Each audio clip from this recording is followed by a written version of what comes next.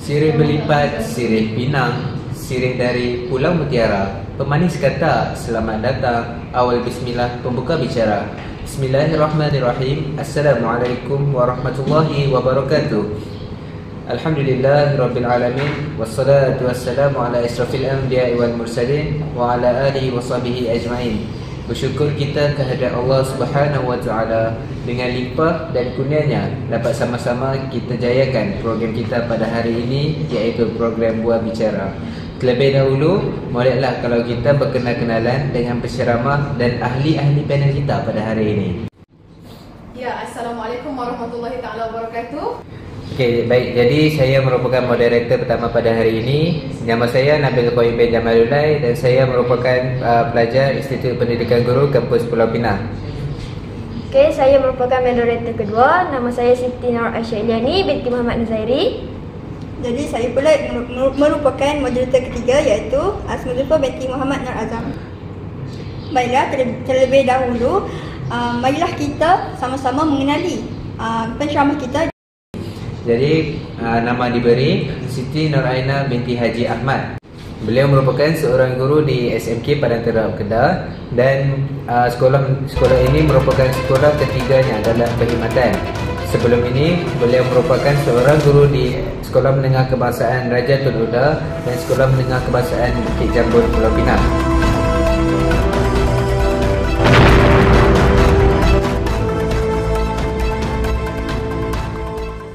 Terima kasih diucapkan kepada semua anak-anak moderator, saudara dan juga saudari-saudari sekalian.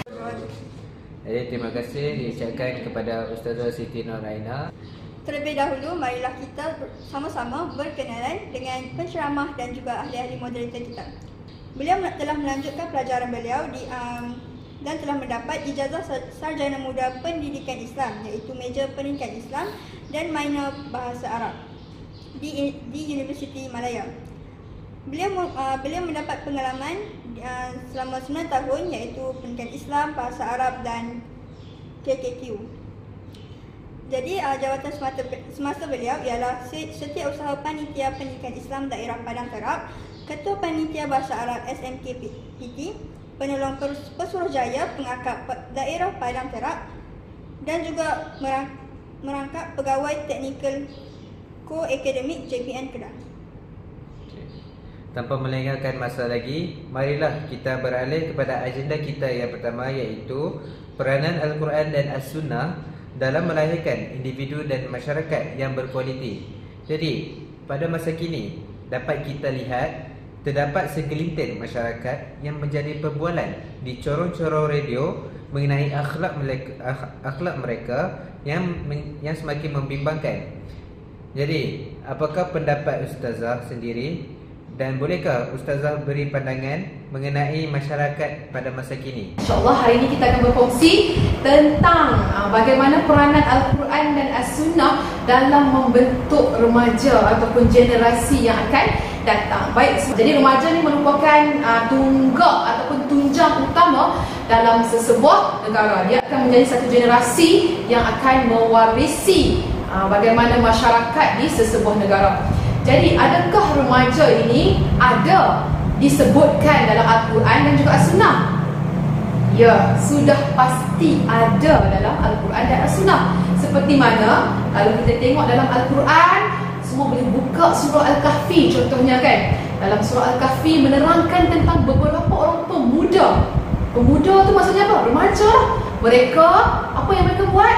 Mereka telah pun keluar daripada situasi yang mereka tidak suka, iaitu ketika itu orang semua tidak mahu beriman kepada Allah. Jadi mereka pergi ke sebuah gua yang dinamakan gua di Al-Kahfi dan mereka disebut sebagai Ashabul Kahfi. Siapa mereka? Adakah mereka orang tua?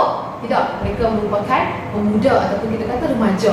Jadi nak bagi tahu kata remaja ni memainkan peranan yang sangat penting dan memang perlu mengikut landasan yang sepatutnya seperti dalam Al-Quran dan As-Sunnah. Bila remaja ni ikut seperti Al-Quran dan As-Sunnah, insya-Allah hidup kita, generasi akan datang akan jadi hebat.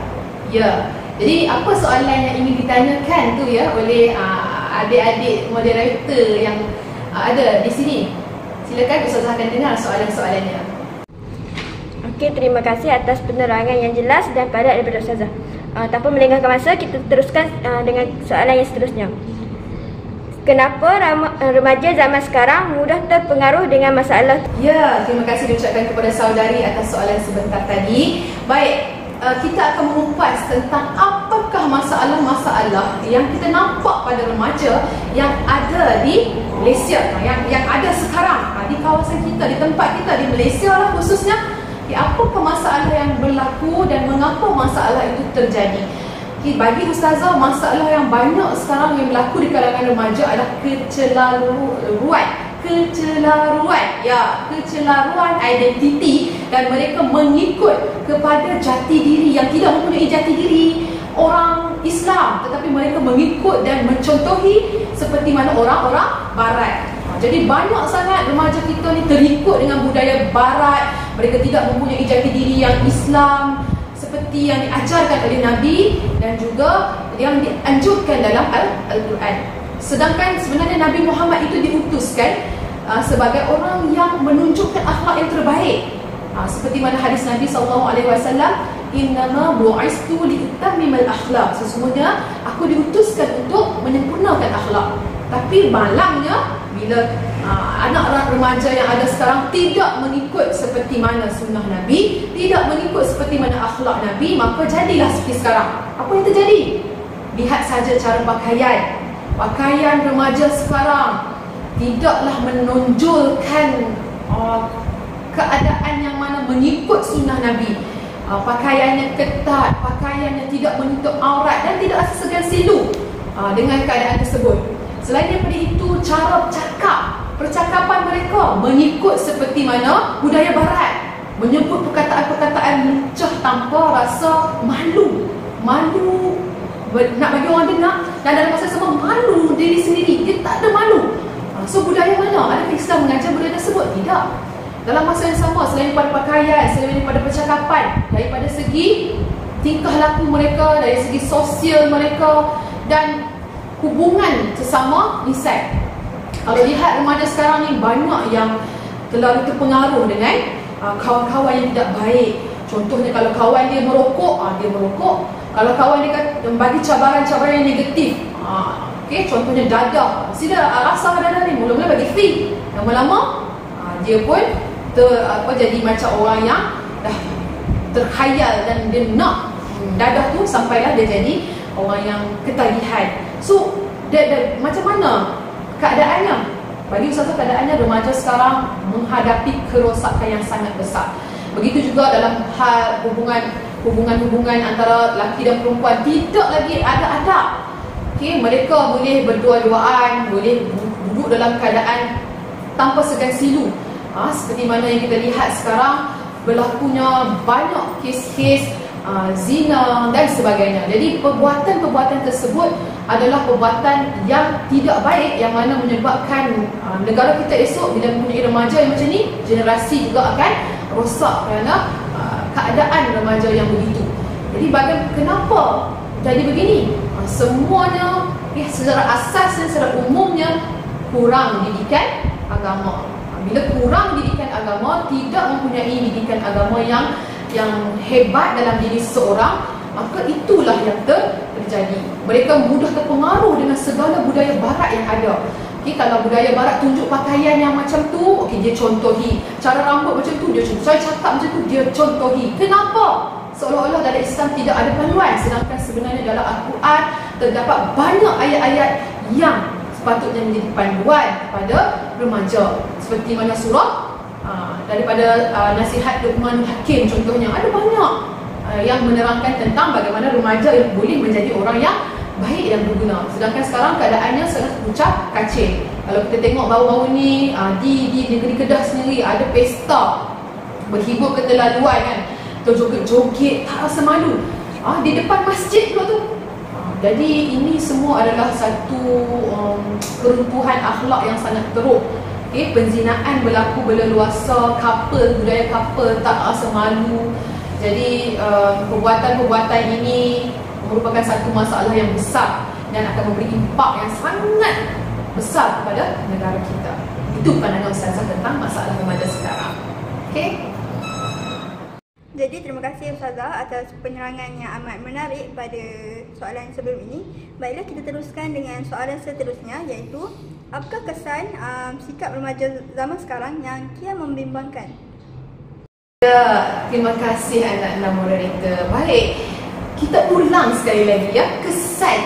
Kalau remaja ini berterusan dengan sikap yang negatif, menjadikan bukan sekadar agama saja rosak, negara saja rosak, bahkan dalam keluarga diri sendiri pun tidak akan tahu hala tuju. Jadi macam tak tahu kenapa tujuan hidup dia bila kita tak berpandukan kepada Al-Quran dan As-Sunnah. Kita tengok sendiri dalam surah Al-Fatihah. Kalau dia baca hari-hari surah Al-Fatihah ni ketika solat kan, dia faham maksud surah Al-Fatihah. Apa dia dalam surah Al-Fatihah? Siratal ladzina an'amta 'alaihim ghairil maghdubi 'alaihim waladdallin. Siratal ladzina an'amta 'alaihim, jalan, tunjuk jalan yang lurus. Jadi kalaulah tak tahu langsung, tak ada panduan langsung dalam hidup remaja ini, maka tak ada tujuan hidup. Jadi macam yang Ustazah dah cakap sebelum ini, marilah kita sama-sama menyeru agar kita kembalilah kepada ajaran Islam, kembalilah kepada akhlak seperti mana akhlak yang Nabi ajarkan. Bayangkan Nabi dia sedang berjalan dan kemudian dibaling oleh penduduk Taif ni, dibaling dengan batu sehingga berdarah kan? Sampai Nabi ni berdarah.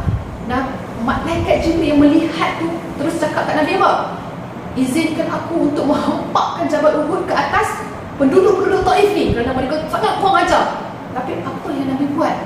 Akhlak yang baik Nabi memaafkan, malah mendoakan agar seluruh penduduk Taif itu menjadi orang yang akan beriman kepada Allah. Malah Nabi doakan juga tanah Taif itu akan menjadi tanah yang subur. Alhamdulillah, doa Nabi diterima oleh Allah. Lihat bagaimana akhlak Nabi. Cuba kalau sekarang, remaja sekarang, cuba kalau kita ejek dia sikit lah, apa yang dia akan buat?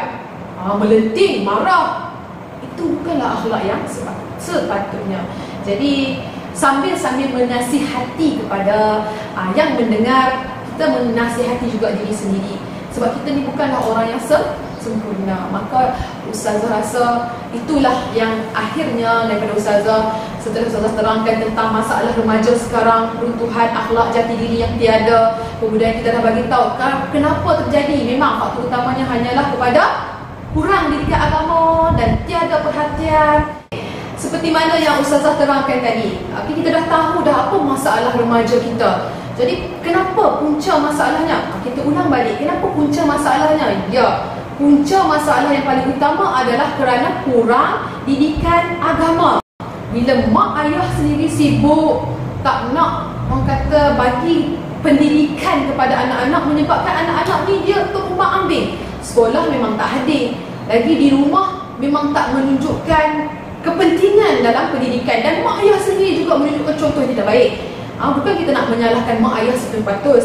Bila mana remaja sebenarnya dia perasaan dia inginkan perhatian. Jadi bila dia tak dapat perhatian di rumah, dia berikut pula dengan kawan. Kalau berkawan dengan orang yang baik, alhamdulillah. Tapi masalahnya bila berkawan dengan orang yang kawan rakan-rakan yang tidak baik, mereka akan mengajak kepada keburukan, menyebabkan terpengaruh dengan rakan sebaya, yang mana pengaruh-pengaruh negatif itu mudah diterima oleh remaja-remaja ni. Jadi kita kena jaga betul-betul remaja supaya remaja ni tidak mudah terpengaruh. Bila mudah terpengaruh, maka rosaklah keadaannya. Jadi itu faktor utama kalau kita nak mengelakkan daripada berlakunya masalah remaja yang seperti yang saya katakan tadi, masalah zina, masalah lepak, masalah buli, keruntuhan akhlak lah secara keseluruhannya tu. Bagaimana nak bagi remaja ni ada balik jati diri? Ya, jalannya satu saja, iaitu kembalilah kepada Al-Quran dan As-Sunnah. Seperti mana yang saya ceritakan tadi, dalam Al-Quran terdapat banyak kisah-kisah tentang remaja. Contohnya pada zaman Nabi Muhammad SAW, bagaimana Nabi ini ketika Nabi menyampaikan wahyunya, menyampaikan ajarannya, Nabi Muhammad menyampaikan ajarannya, siapa yang menerima? Kalau kita tengok balik orang yang mula-mula memeluk Islam, adalah di kalangan pemuda ataupun remaja. Contohnya Sayyidina Ali, ketika itu masih lagi keadaan kanak-kanak umur 10 tahun. Begitu juga dengan Sayyidina Abu Bakar, baru berusia 28 tahun memeluk Islam. Jadi usia yang muda menjadi orang tunggak utama yang mula-mula memeluk Islam. Jadi nak bagi tahu di sini, kalau sekiranya remaja ini kuat, maka akan dapatlah generasi yang hebat, yang kuat. Dia daripada segi sasiah dan keadaan. Tapi kalau keruntuhan daripada segi remaja ini berlaku, maka ke depan runtuhlah seluruh keadaan dan juga institusi dalam negara ini. Jadi kalau kita tak mahu keadaan negara kita menjadi porak-poranda, kucar kacir, jagalah remaja kerana mereka merupakan generasi yang akan menyambung pewaris kepada negara kita.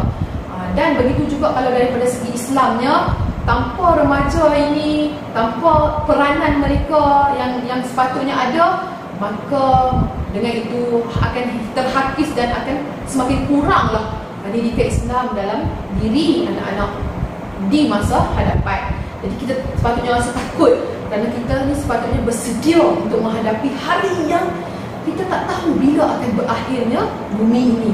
Maka Ustazah nak menyuruh dan mengajak semua supaya kita berubah.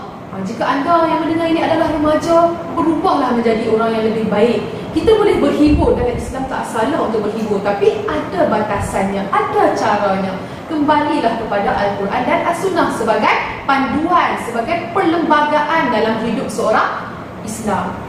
Baik, apakah lagi soalan yang saudara ingin tanyakan kepada Ustazah? Silakan.